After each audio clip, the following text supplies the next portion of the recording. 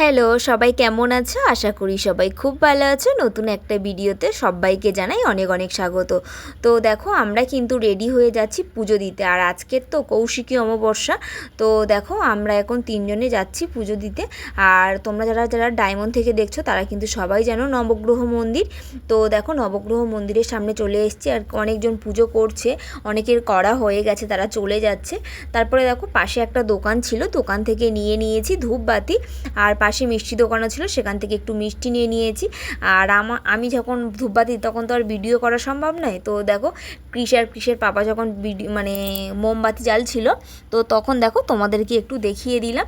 আর তারপরে দেখো আমরা কিন্তু তিনজনে বসে আছি। এখন মন্দিরে মোটামুটি কেউ নেই, কারণ অনেক রাত হয়ে গিয়েছে। তো তাও ঠাকুরমশাই অপেক্ষা করছে, যদি কেউ আসে তাহলে একসাথে পুজোটা করবে। তো যাই হোক, তারপরে দেখো আমাদের কিন্তু পুজো করা কমপ্লিট হয়ে গেছে। তো সেটা তো আর দেখানো যায় না। তো দেখো পুজো টুজো করে তারপরে দেখো আমরা কিন্তু নিচে চলে আসছি এবার বাড়ি যাওয়ার জন্য। তো জাস্ট পুজোটা করেই মাত্রই বাড়ি চলে এসেছি, কারণ আকাশের ওয়েদারটা ভীষণ খারাপ। তো বেশিক্ষণ থাকা যাবে না। তোমরা কারা কারা কৌশিকী অমাবস্যাতে পুজো দিতে গেছো অবশ্যই কিন্তু কমেন্ট করে জানাবেন। আর চলে এসে দেখো কৃষকে একটু প্রসাদ খাইয়ে দিচ্ছে। সবাইকে টাটা, গুড নাইট।